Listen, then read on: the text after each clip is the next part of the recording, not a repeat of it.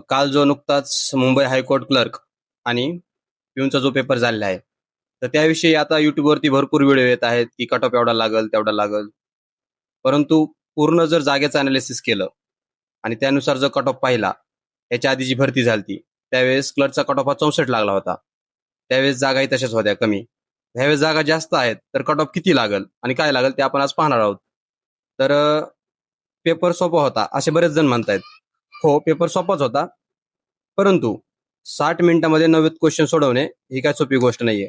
बरेच असे विद्यार्थी आहेत की ज्यांना हा पेपर सोडवताना वेळ पुरला नाही आणि त्यांचा तो पेपर पूर्णपणे अटेम्प्टही झाला नाही. तर मग बऱ्याच जणांनी काय केलं, तर शेवटी मग तुक्के मारले. परंतु मग पेपरमधून बाहेर आल्यानंतर प्रत्येकच जण म्हणतं की पेपर सोपा होता, असा होता, तसा होता, कट ऑफ एवढा लागेल, तेवढा लागेल. हे बाकी ते सर्वच करतात. परंतु पूर्ण गोष्टी अनालिसिस केल्यानंतर जास्तीत जास्त कट ऑफ किती लागू शकतो आणि कोण सेफ आहे ते आपण आज पाहणार आहोत. तर प्रत्येक बेंचनुसार जर पाहिलं तर मुंबईला सर्वात जास्तीत जास्त जागा आहेत. त्यामुळे मुंबईवाले 55 प्लस, जे 55 प्लस आहेत समजा, ते टायपिंग करू शकतात. म्हणजे ते सेफ झोनमध्ये आहे जागा जास्त असल्यामुळे. आणि छत्रपती संभाजीनगर जर पाहिलं तर 60 प्लस 65, 60-65 धरून चाला तुम्ही.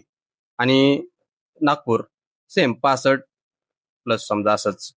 तर हे सेफ झोनमध्ये आहेत आणि समजा चुकूनचा कट ऑफ जास्त लागलाच तर तुम्ही जी टायपिंग करताय ती टायपिंग तुमची वेस्ट नाही जाणार. कारण आता लगेच जिल्हा भरती, जिल्हा न्यायालयाच्याही जागा येणार आहेत, त्यासाठी ती कामालाच येईल तुमच्या. तर ज्या विद्यार्थ्यांना चांगले मार्क्स आहेत ते कंटिन्यू टायपिंग करू शकतात. कारण पुढे इंटरव्ह्यू आहे, 2 अजून टप्पे आहेत. तर एवढ्यावरतीच रिझल्ट लागणार नाही तुमचा. टायपिंग 10 मार्क मिनिमम पास होण्यासाठी लागणारच आहेत. इंटरव्ह्यूमध्ये तुम्हाला मार्क नीट घेण्यासाठी आहेच. फक्त टायपिंगला क्वालिफाय होणं गरजेचं आहे. आणि जे मार्क सांगितले मी त्यानुसार विद्यार्थी क्वालिफाय होऊ शकतात. आता राहिला प्रश्न पिऊनचा. तर पिऊनचे 2 शिफ्टमध्ये पेपर झाले. त्याच्यामध्ये नॉर्मलायझेशन होईल का नाही होईल हे माहीत नाही.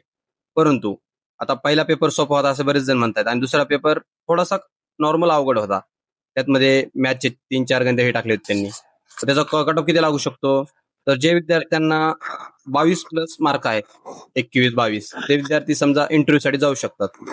तर अशा प्रकारे प्रत्येक अपडेटसाठी फॉलो आणि शेअर करा. राजगुरू मंत्राला धन्यवाद.